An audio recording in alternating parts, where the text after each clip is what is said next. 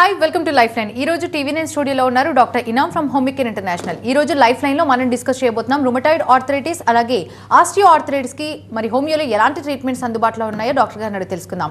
మీరు కూడా ఆర్థరైటిస్ తో సఫర్ అవుతున్నట్లయితే టీవీ9 స్క్రీన్ మీద డిస్ప్లే అవుతున్న నెంబర్స్ కి కాల్ చేసి డాక్టర్ ఇనామ్ గారితో మాట్లాడి హోమికేర్ ఇంటర్నేషనల్ లో ట్రీట్మెంట్ గురించి తెలుసుకోవచ్చు అండ్ మీ డౌట్స్ క్లారిఫై చేసుకోవచ్చు. Hi sir, welcome to studio. Doctor గారు, ఆర్థరైటిస్ గురించి ఈ మధ్యకాలంలో ఏజ్తో సంబంధం లేకుండా వింటున్నాం. ఎస్పెషల్గా జువైనల్ ఆర్థరైటిస్ కూడా వింటున్నాం. అసలు ఆర్థరైటిస్ లక్షణాలు ఏ విధంగా ఉంటాయి? పిల్లల్లో ఎలాంటి లక్షణాలు కనిపించినప్పుడు డాక్టర్ని మీట్ అవ్వాలంటారు పేరెంట్స్? ఇప్పుడు చూడండి, ఆర్థరైటిస్ అంటే ఈ పదం ఎలా ఉందంటే, ఆర్థరా అంటే జాయింట్, ఐటిస్ అంటే ఇన్ఫ్లమేషన్ అనమాట. అంటే జాయింట్లలో వాపుల మూలన మీకు నొప్పులు అనేది వస్తున్నాయి అంటే దానికి మనం ఆర్థరైటిస్ అన్నట్లు చెప్తూ ఉంటాం అన్నమాట. ఇప్పుడు ఆర్థరైటిస్ అని ఎప్పుడు చెప్పాలి? నార్మల్ పెయిన్స్ కూడా ఉంటాయి కదా. సో నార్మల్ పెయిన్స్ ఉంటే మనకు ఆల్మోస్ట్ ఒక వారం లోపల్లోనే పూర్తిగా పెయిన్స్ అనేటివి తక్కువ అయిపోతుంది.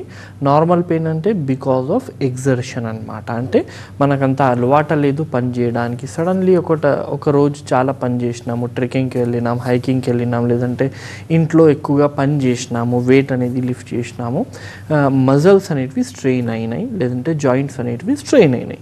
సో దీని మూలన మీకు బాడీ పెయిన్స్ కానీ జాయింట్ పెయిన్స్ కానీ రావచ్చు. అది కొన్ని రోజులు మీ బాడీకి ఉంటుంది అనమాట. దాని తర్వాత ఆటోమేటికల్లీ అవి తక్కువ అయిపోతుంది. దానికి మనం మయాల్జియా అండ్ ఆర్థరాలజీ అన్నట్లు చెప్తాము. ఆర్థరైటిస్ అంటే ప్రొలాంగ్ టైం వరకు నొప్పులు అనేటివి ఉండడం, దానికి మనం ఆర్థరైటిస్ అన్నట్లు అంటామన్నమాట. ఇప్పుడు ఈ మధ్యకాలంలో మీరు అడిగినట్టు చిన్నపిల్లల్లో కూడా మనం చాలా చూస్తున్నాము. జువీనియల్ ఐడియోపతిక్ ఆర్థరైటిస్ అనేది ఉంది. సో దానికి రీజన్స్ ఏముంది అంటే చూడండి, ఈ వ్యాధి నేమ్లోనే మనకు ఐడియోపతిక్ అని ఉంది. ఐడియోపతిక్ అంటే అన్నోన్ రీజన్ అన్నమాట. సో ఇది దేని మూలన వస్తుంది మనకు తెలియదు, బట్ ద పెయిన్స్ చిన్నపిల్లల్లో వస్తున్నాయి. ఇప్పుడు ఎలా మనం చూడాలి ఇది ఐడియోపతిక్ ఆర్థరైటిసా లేదా అన్నట్లు చూసుకుంటే ఇందులో మనకు చిన్న జాయింట్స్లో పెయిన్ అనేది ప్రొలాంగ్ ఉంటుంది, చాలా రోజుల వరకు పెయిన్ ఉంటుంది and tenderness will be there. And especially jaw బోన్స్లో కూడా పెయిన్ ఉండడం కానీ, స్మాల్ జాయింట్స్లో కూడా వాళ్ళకు పెయిన్స్ ఉండడం కానీ అలా జరుగుతూ ఉంటుంది. అది కూడా లాంగ్ డ్యూరేషన్ వరకు ఈ ప్రాబ్లం వాళ్ళకు ఉండడం జరుగుతుంది అనమాట. అప్పుడు మనం ఇది జువెనియల్ ఐడియోపతిక్ ఆర్థరైటిస్ అన్నట్లు చెప్తాము. అండ్ అన్ని రిపోర్ట్స్ అనేటివి చేపిస్తామన్నమాట. వేరే కాజెస్ ఏం మనకు దొరకట్లేదు, uric acids everything is normal and RF factory is normal, అవన్నీ నార్మల్ ఉన్నాయి, అయినా కూడా పెయిన్స్ వస్తున్నాయి అంటే అప్పుడు చిన్నపిల్లల్లో మనకు ఇది ఆర్థరైటిస్ ఉంది అని చెప్పగలుగుతాము. ఇప్పుడు చాలామందిలో చిన్నపిల్లల్లో ఏంటంటే వాళ్ళు జాయింట్ పెయిన్స్ చేయడం కానీ, లేదంటే కాళ్ళ నొప్పి వస్తుంది అని చెప్పడం కానీ ఇది వెరీ కామన్ అనమాట. This is not arthritis, that is called as growing pains అనమాట. సో గ్రోయింగ్ పెయిన్స్కి ఆర్థరైటిస్కి డిఫరెన్స్ ఉంటుంది. Growing pains will be in the muscles అనమాట. సో దీనికి డిఫరెన్స్ ఉంది. Once you meet with your doctor and they will explain you everything and they will diagnose. So this is మనకు juvenile arthritis and how to identify it. And osteoarthritis అనేది చూసుకుంటే it is a degenerative type of arthritis అన్నట్లు చెప్తాము. Degenerative type of arthritis అంటే ఎముకలు అరగడం వల్ల వచ్చే నొప్పులకు మనం డీజనరేటివ్ టైప్ ఆఫ్ ఆర్థరైటిస్ అని చెప్తాము, which is osteo arthritis. So ఇది మోస్ట్ కామన్ ఆర్థరైటిస్ అన్నమాట. చాలామందిలో ఇది చూస్తాము. 45-50 దాటినామా ఈ ఆర్థరైటిస్ అనేది చాలామందిలో కనబడడం జరుగుతుంది. స్పెషల్లీ ఉమెన్స్లో ఇది కనబడడం జరుగుతుంది. బికాజ్ ఆఫ్ మెనోపౌజ్ మూలన చాలా హార్మోన్స్ చేంజ్ అవుతాయి, దాని మూలన మనకు ఈ ఆర్థరైటిస్ కూడా వచ్చే అవకాశం అనేది కనబడుతూ ఉంటుంది అన్నమాట. అండ్ ఇది ఎంత కామన్ అంటే ఎంతమంది అనేది మనకు డెసిబుల్ అయిపోతున్నారు దీంట్లో, అందులో 4th లీడింగ్ కాజ్ అనేది మనకు ఆర్థరైటిస్ అనేది అవ్వడం జరుగుతుందన్నమాట. సో ఇంత కామన్ అనేది అయిపోయింది. ఒక 7 మెంబర్స్లో ఒక మనిషి అనేది ఆర్థరైటిస్తో సఫర్ చేస్తున్నారు ఈ మధ్యకాలంలో.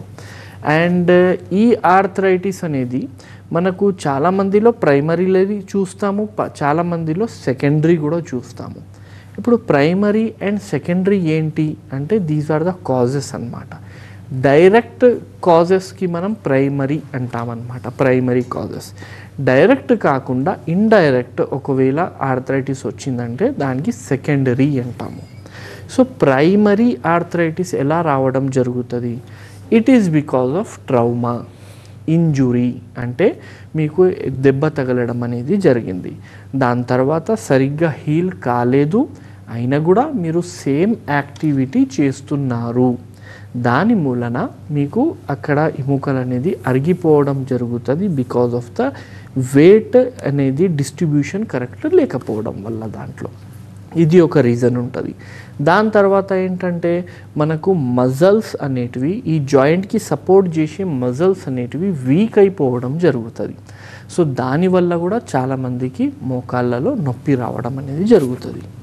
దాని తర్వాత ఏదైనా వర్క్ రిలేటెడ్ ప్రాబ్లం కూడా కావచ్చు. ఫర్ ఎగ్జాంపుల్ కొంతమంది వర్క్ ఎలా ఉంటుందంటే స్టెప్స్ ఎక్కడం దిగడం చాలా ఎక్కువ ఉంటుంది, వెయిట్ తీసుకొని ఎక్కడం దిగడం చాలా ఎక్కువ ఉంటుంది, ఆ స్టెప్స్ కానీ ల్యాడర్స్ కానివ్వండి, అండ్ వెయిట్ తీసుకొని వాక్ చేయడం, చాలా దూరం వరకు వాక్ చేయడం అనేది ఎక్కువ ఉంటుంది.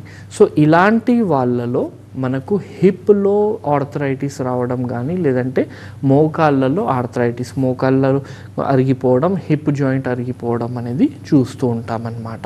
So and after the age of 50-60 మనకు బాడీలో కాల్షియం డ్రైనేజెస్ అనేది కూడా జరుగుతాయి. అండ్ వైటమిన్ డి డెఫిషియన్సీ ఎవరికి ఉంది వాళ్ళకు హౌఎవర్ కాల్షియం డెఫిషియన్సీ వచ్చేసి మళ్ళీ అరుగుదల అనేది స్టార్ట్ అవ్వడం కూడా జరగవచ్చు అన్నమాట. సో ఇది ప్రైమరీ కాజెస్లో మనకు ఇన్ని రీజన్స్ అనేటివి ఉండొచ్చు. అండ్ అదే మనం సెకండరీ చూసుకున్నాం అనుకోండి, సెకండరీలో ఏదో ఒక వ్యాధి మీకు ఉంది, ఆ వ్యాధి మూలన మీకు ఆర్థరైటిస్ అనేది స్టార్ట్ అయింది, దానికి సెకండరీ అంటాము. సో ఏ వ్యాధి ఉంటే మనకు రావచ్చు? ద ఫస్ట్ థింగ్, మీ జాయింట్స్లో ఏదైనా ఇన్ఫెక్షన్ వచ్చిందనుకోండి, సో అప్పుడు మనకు ఈ ప్రాబ్లం రావచ్చు, ఫస్ట్ థింగ్.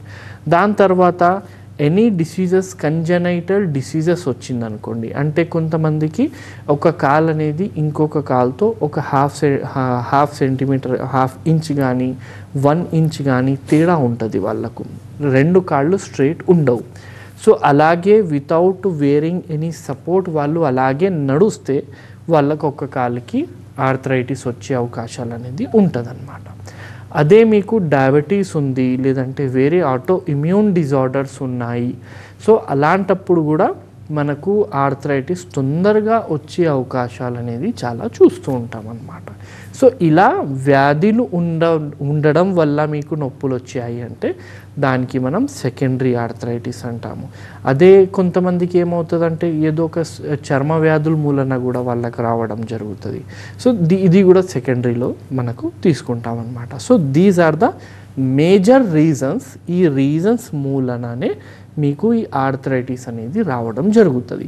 దీనికి మనం అవాయిడ్ చేసుకుంటే, లేదంటే సరిగ్గా పద్ధతిలో పనులు చేస్తే ఈ ప్రాబ్లంకి మనం అవాయిడ్ కూడా చేయవచ్చు, రాకుండా ప్రివెంట్ చేసుకోవచ్చు అన్నమాట. డాక్టర్ గారు, ఆర్థరైటిస్తో సఫర్ అవుతున్న వాళ్ళు, అది రుమటాయిడ్ కానీ, ఆస్టియో ఆర్థరైటిస్ కానీ, లేదంటే గౌటీ ఆర్థరైటిస్, ఇలా ఏ ఆర్థరైటిస్ అయినా ఎలాంటి లైఫ్ స్టైల్ ఫాలో అవ్వాలంటారు? ఎలాంటి డైట్ అవసరమని చెప్తారు?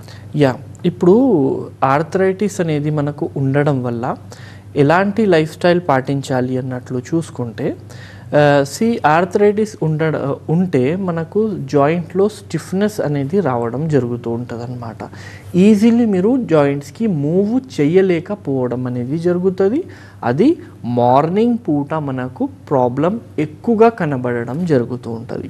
సో దీనికి ఏంటంటే మేము ఏం చేస్తాము, రీజన్స్ చూసుకుంటాము, అండ్ దాంతో సహా నీకి సపోర్ట్ చేసే, అంటే మోకాళ్ళకి సపోర్ట్ చేసే మజిల్స్ కొన్ని ఉంటాయి. ఆ మజిల్స్ని స్ట్రెంథనింగ్ చేయడానికి, ఆ మజిల్స్కి బలం ఇవ్వడానికి కొన్ని ఎక్సర్సైజెస్ మేము చెప్తామన్నమాట.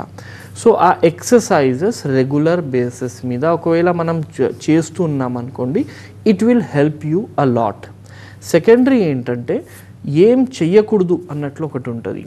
ఏం చెయ్యకూడదు అంటే, ఇప్పుడు మీకు నొప్పులు వచ్చేసినాయి, దాని తర్వాత మీరు కింద కూర్చోవడం, స్క్వాటరింగ్ పొజిషన్లో కూర్చోవడం, అంటే స్క్వాటరింగ్ పొజిషన్ అంటే ఇండియన్ బాత్రూంలో మనం ఎలా కూర్చుంటామో అలా కూర్చోవడం కానీ, లేదంటే తింటున్నప్పుడు మనం ఎలా కూర్చుంటామో అలా కూర్చోవడం కానీ, యోగా చేస్తున్నప్పుడు మనం ఎలా కూర్చుంటాము, ప్రేయర్ చేస్తున్నప్పుడు ఎలా కూర్చుంటాము అలా కూర్చోవడం కానీ మీరు అవాయిడ్ చేయాల్సిన అవసరం అనేది ఉంటుందన్నమాట.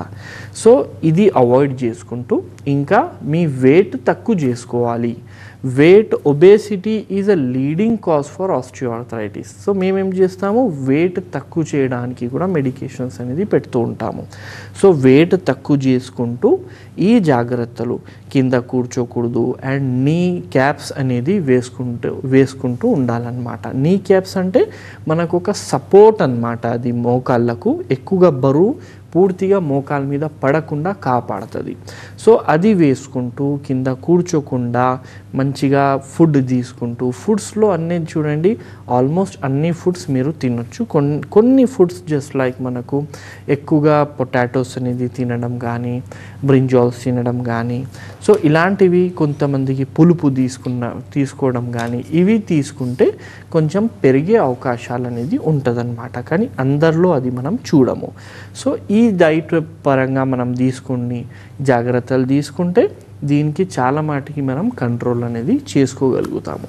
And next stage will be the medicines అన్నమాట. సో మెడిసిన్స్ హోమియోపతి వాడితే మీరు పూర్తిగా దీని నుంచి బయటపడే అవకాశం అనేది ఉంటుంది. డాక్టర్ గారు, రుమటాయిడ్ ఆర్థరైటిస్ గురించి మాట్లాడుకుంటే దీని సిమ్టమ్స్ ఏ విధంగా ఉంటాయి, ఎలాంటి ట్రీట్మెంట్ అవసరం అంటారు? రుమాటైడ్ ఆర్థరైటిస్ చూడండి, ఈ రుమాటైడ్ ఆర్థరైటిస్ అనేది మనకు inflammatory type of arthritis. Inflammatory అంటే వాపుల వల్ల మీకు నొప్పులు అనేటివి వస్తున్నాయి అంటే దానికి ఇన్ఫ్లమేటరీ ఆర్థరైటిస్ అని చెప్తూ ఉంటాం అన్నమాట.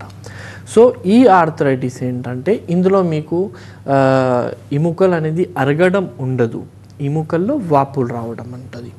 అండ్ ఈ వాపులు అనేది because of auto immune problem రావడం జరుగుతుంది. ఆటో ఇమ్యూన్ ప్రాబ్లం అంటే మన బాడీలో ఉన్న ఇమ్యూనిటీ పవర్ కొంచెం రాంగ్గా పనిచేసి మన జాయింట్స్ మీదనే అటాక్ చేయడం జరుగుతుంది. దానికి మనం ఆటో ఇమ్యూన్ అన్నట్లు చెప్తాము. So రుమాటైడ్ arthritis is an auto immune condition which is inflammatory type of disorder. ఇప్పుడు ఇందులో ఏమవుతుంది అంటే ఇందులో మనకు గ్రాడ్యువల్ ఆన్సెట్ ఉండి, అంటే మెల్లగా ఇది స్టార్ట్ అవ్వడం జరుగుతుంది. And it starts from your small joints అన్నమాట. ఆస్టియోఆర్థరైటిస్ ఇంతకుముందు మనం డిస్కస్ చేసేది పెద్ద జాయింట్స్, స్పెషల్లీ మోకాళ్ళు, హిప్ జాయింట్ కానివ్వండి, లేదంటే మీకు మెడ, నడుము, ఈ ఏరియాస్లో వస్తుంది. కానీ రుమాటైడ్ arthritis it will start from the small joints of your hands, అంటే ఈ ఫింగర్స్లో మీకు రావడం జరుగుతుంది. ఎలా ఉంటుంది ఈ ప్రాబ్లం అంటే మనకు పొద్దున లేవంగానే జాయింట్స్ అనేటివి పెయిన్ ఉండడం జరుగుతుంది, దాంతో సహా స్టిఫ్నెస్ అనేది అనిపించడం జరుగుతుంది. ఒక 1 అవర్ అయిపోయింది, మీరు మీ పనులు మొదలు పెట్టారు, దాని తర్వాత పూర్తిగా ఏమీ లేదు అన్నట్లు అనిపిస్తుంది అనమాట. After 1 hour you can do whatever you want మీరు, కానీ పొద్దున లేవంగానే చాలా టైట్ అనేది అనిపిస్తుంది. So this is rheumatoid arthritis. ఈ ఆర్థరైటిస్ అనేది మనకు ఇక్కడే కాకుండా వేరే జాయింట్స్లో కూడా రావచ్చు ఒకవేళ మీరు ట్రీట్మెంట్ సరిగ్గా తీసుకోకపోతే. ఒకవేళ మీరు దీనికి నార్మల్ పెయిన్ ఉంది అని ఓన్లీ పెయిన్ కిల్లర్ లాంటి మెడిసిన్స్ మాత్రమే యూజ్ చేశారు, వేరే మెడిసిన్స్ యూజ్ చేయలేదు అంటే ఇది పెయిన్ అప్పటికప్పుడు తక్కువ ఉండడం జరుగుతుంది, లోపల వ్యాధి పెరిగిపోవడం జరుగుతుంది. దానివల్ల ఇది వేరే జాయింట్స్కి కూడా స్ప్రెడ్ అయిపోయి మనకు వ్రిస్ట్ కూడా కొంచెం టైట్ అయిపోవడం జరుగుతుంది. నార్మల్లీ మనం వ్రిస్ట్ ఇలా మూవ్ చేయగలుగుతాము, కానీ ఆర్ఏ ఫ్యాక్టర్ పాజిటివ్ ఉన్న వాళ్ళు, రుమాటైడ్ ఆర్థరైటిస్ ఉన్న వాళ్ళు ఏంటంటే వాళ్ళు ఇంతే మూవ్ చేయగలుగుతారంట అన్నమాట. ఇదొకటి ఉంటుంది. దీని తర్వాత it may also effect your elbow joints అన్నమాట. ఈ జాయింట్స్ కూడా మీకు ప్రాబ్లం ఉండడం జరుగుతుంది. పూర్తిగా ఇలా స్ట్రైట్ వాళ్ళు పెట్టుకోలేరు, ఇట్లా కొంచెం వాళ్ళకు బెండ్ ఉండడం జరుగుతుంది బికాస్ ఆఫ్ దట్ స్టిఫ్నెస్ అన్నమాట. అండ్ కొంతమందికి కొంచెం షోల్డర్లో కూడా ఇబ్బంది రావచ్చు. అండ్ వేరే జాయింట్స్ బాడీలో ఉన్న ఏ జాయింట్ మీద కూడా ఈ ప్రాబ్లం అనేది వాళ్ళకు రావచ్చు. సో ఈ ప్రాబ్లం అనేది అసలు ఎవరిలో మనం చూస్తాము అండ్ బేసికల్లీ ఏం రీజన్స్ ఉంటుంది ఇది రావడానికి అంటే, so as I said you కే బై ఆటో ఇమ్యూన్ దేనివల్ల ట్రిగర్ అవుతుంది ఇంకా that's not a clear thing, but few things are there just like stress అన్నమాట. ఎక్కువగా స్ట్రెస్ మనం తీసుకుంటే ఈ ప్రాబ్లం వచ్చే అవకాశాలు ఉంటుంది. చాలా పేషెంట్స్లో మనం హిస్టరీలో చూస్తాము, నాకు చాలా టెన్షన్ ఉండే అండి, ఫైనాన్షియల్ టెన్షన్ ఉండే, ఇంట్లో టెన్షన్ ఉండే, దాని తర్వాత నుంచి మెల్లగా నొప్పులు స్టార్ట్ అయినాయి అని చెప్తూ ఉంటారు. డాక్టర్ గారు, జనరల్గా ఇది స్ట్రెస్ కారణంగానే అనుకోవచ్చా లేదంటే జెనెటికల్ ఇష్యూగా కూడా భావించవచ్చు అంటారు? దీనికి డెఫినెట్లీ మనకు జెనెటిక్ ఇష్యూ ఉంటుందండి. మీ ఫ్యామిలీలో ఒకవేళ ఎవరికైనా ఇలాంటి ప్రాబ్లం ఉంటే కూడా మీకు రావచ్చు, స్ట్రెస్ మూలన కూడా మీకు ఈ ప్రాబ్లం అనేది రావచ్చు అనమాట. So both the things are there, genetic and environmental causes మూలన కూడా ఇది ట్రిగర్ అవ్వడం జరుగుతుంది. స్పెషల్లీ ఇన్ వింటర్ సీజన్స్ మనకు బ్యారోమెట్రిక్ ప్రెషర్స్ అనేవి చాలా తక్కువ ఉండడం వల్ల ఈ పెయిన్స్ ఇంకా చాలా ఎక్కువ ఇంటెన్సిటీలో, తీవ్రతలో మనకు కనబడుతూ ఉంటుంది అనమాట. So this is the thing of a rheumatoid arthritis. ఇప్పుడు ఈ రుమాటెడ్ ఆర్థరైటిస్కి లేదంటే ఆస్టియో ఆర్థరైటిస్కి మనకు చాలామంది ఏం చేస్తారు, ఓన్లీ పెయిన్ కిల్లర్స్ యూస్ చేస్తారు.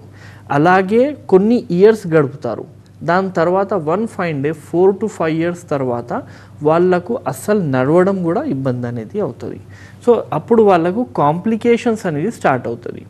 సో ఈ రెండు వ్యాధులు ఉన్న వాళ్ళు ఓన్లీ పెయిన్ కిల్లర్స్ వాడితే ఎలాంటి కాంప్లికేషన్స్ వస్తాయి అన్నట్లు చూసుకుంటే, ఆస్టియో ఆర్థరైటిస్ వాళ్ళకి ఏంటంటే 4th grade ఆర్థరైటిస్ వస్తుంది. దాని తర్వాత ఓన్లీ సర్జరీ మాత్రమే చేయాల్సిన అవసరం ఉంటుంది.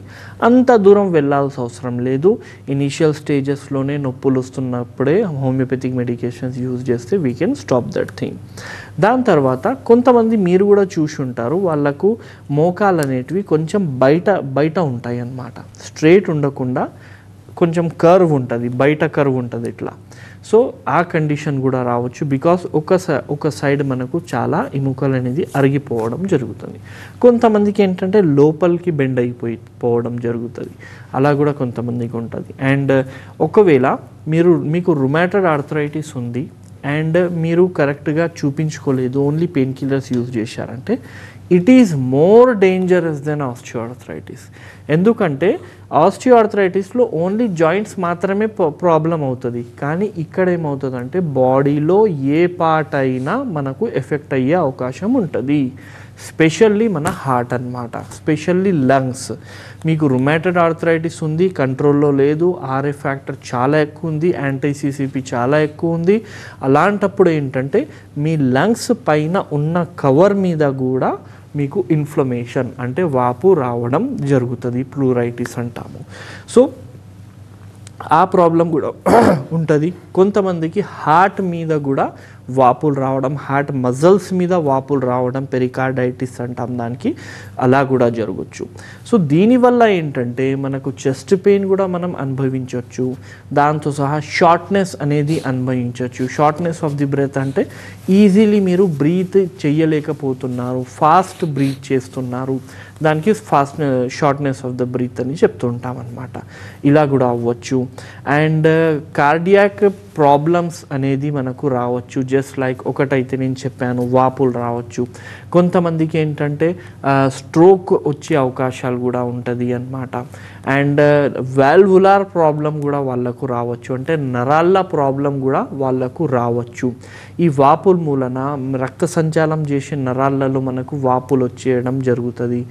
అండ్ దాంతో సహా కొంతమందికి ఏంటంటే కార్పల్ టనల్ సిండ్రోమ్ అనేది రావడం జరుగుతుంది అన్నమాట. కార్పల్ టనల్ సిండ్రోమ్ అంటే నార్మల్లీ జాయింట్ పెయిన్స్ అయితే ఉండడం జరుగుతుంది, ఈ జాయింట్ పెయిన్స్ వల్ల నరాలు కూడా ప్రెస్ అవ్వడం కూడా జరుగుతుంది. దానివల్ల ఒక మీడియన్ నర్వ్ అని ఉంటుంది అన్నమాట ఈ ఏరియాలో. సో ఇందులో ఏమవుతుందంటే మీకు నమ్నెస్ రావడం, టింగ్లింగ్ సెన్సేషన్ రావడం. నమ్నెస్ అంటే తిమ్మిర్ అనిపించడం, టింగ్లింగ్ సెన్సేషన్ అంటే మీకు సూదిలు అనేది కొంచెం కుచ్చినట్టు అనిపించడం. ఇలాంటి ప్రాబ్లమ్స్ కూడా మనం దీంట్లో చూడొచ్చు అన్నమాట. అండ్ ఇంకా వేరే పార్ట్స్లో ఒకవేళ చూసుకున్నాం అనుకోండి, ఐస్లో కూడా ప్రాబ్లం రావచ్చు. ఇన్ఫ్లమేషన్ మీకు ఐస్లో వస్తే మనకు స్క్లీరైటిస్ అంటాం అన్నమాట. సిరోజన్ సిండ్రోమ్ అనేది రావడం జరుగుతుంది. సిరోజన్ సిండ్రోమ్ వచ్చిందంటే ఐస్ చాలా డ్రై అయిపోవడం జరుగుతుంది. లేదంటే స్క్లెరైటిస్ అయిందనుకోండి, మీకు ఐస్ మొత్తం రెడ్ అయిపోవడం జరుగుతూ ఉంటుంది, డ్యామేజ్ అయ్యే అవకాశాలు ఉంటుంది. సో దీనికి ఓన్లీ జాయింట్ రిలేటెడ్ డిసీజ్ అని మనం అనుకోకుండా, జాయింట్ రిలేటెడ్ డిసీజ్ ట్రీట్మెంట్ తీసుకోకపోతే బాడీ పార్ట్స్ మీద చాలా బ్యాడ్ ఎఫెక్ట్ అనేది చూపించడం జరుగుతుంది అనమాట. సో ఇనీషియల్ స్టేజ్లో మనం దీనికి ట్రీట్మెంట్ తీసుకుని ఇనీషియల్ స్టేజెస్లోని మనం దీనికి డయాగ్నోస్ చేసినాం అనుకోండి, అప్పుడు ఆ స్టేజ్ వెళ్ళాల్సిన అవసరం రాదు. హోమియోపతిలో రుమాటెడ్ ఆర్థరైటిస్కి పూర్తిగా తక్కువైపోయే మెడికేషన్స్ అనేటివి ఉన్నాయి. జెనెటిక్ కాన్స్టిట్యూషనల్ మెడిసిన్, దాని నుంచి we can treat you like a miracle అనమాట. సో డాక్టర్ గారు, నెగ్లెక్ట్ చేస్తే ఇన్ని కాంప్లికేషన్స్ వస్తాయి. మరి దీనికి పర్మనెంట్ సొల్యూషన్ అంటే హోమియోలో ఎలాంటి ట్రీట్మెంట్స్ ఉన్నాయి సార్? ఎంతకాలం పాటు తీసుకుంటే దీన్ని క్యూర్ చేసే ఛాన్సెస్ ఉన్నాయి? ఇప్పుడు చూడండి, డిపెండ్ అవుతుంది. మీకు ఇప్పుడే డయాగ్నోజ్ అయిందా ప్రాబ్లం, లేదంటే ఈ ప్రాబ్లం డయాగ్నోజ్ అయ్యి చాలా సంవత్సరాలు అయింది అండ్ ఆల్రెడీ డ్యామేజెస్ స్టార్ట్ అయిపోయినాయా? సో డ్యామేజెస్ స్టార్ట్ అయిపోయిన తర్వాత మనం రివర్స్ చేయడం అనేది చాలా కష్టం ఉంటుంది. డ్యామేజెస్ అంటే చూడండి, ఇప్పుడు నార్మల్గా స్టార్టింగ్ స్టేజెస్లో మనకు స్టిఫ్నెస్ ఉంటుంది చేతుల్లో. అదే డ్యామేజ్ అయిన తర్వాత ఏమవుతుందంటే పూర్తిగా ఇది బెండ్ అవ్వదు, ఇట్లా అది ఇలాగే ఉండిపోవడం జరుగుతుంది అనమాట. స్ట్రేట్ కూడా అవ్వదు అండ్ పూర్తిగా క్లోజ్ కూడా చేయలేం మనం వేళ్ళకు. So these are the damages. So ఈ డ్యామేజెస్ని మనం రివర్స్ చేయడం చాలా కష్టం అనిపిస్తుంది అనమాట. బట్ డ్యామేజ్ అయినా కూడా ఆ పార్ట్కి మనం వదిలేసి వేరే జాయింట్స్ అనేది ఎఫెక్ట్ కాకుండా, పెయిన్ కాకుండా, ఆర్ఏ ఫ్యాక్టర్ తక్కువ చేసుకుంటూ, యాంటీ-సిసిపి తక్కువ చేసుకుంటూ దానికి మేనేజ్ చేయవచ్చు అనమాట. థ్యాంక్ యూ డాక్టర్ గారు, థ్యాంక్స్ ఫర్ బీయింగ్ హియర్. ఇది వాటి లైఫ్ లైన్ చూస్తూనే ఉండండి TV9.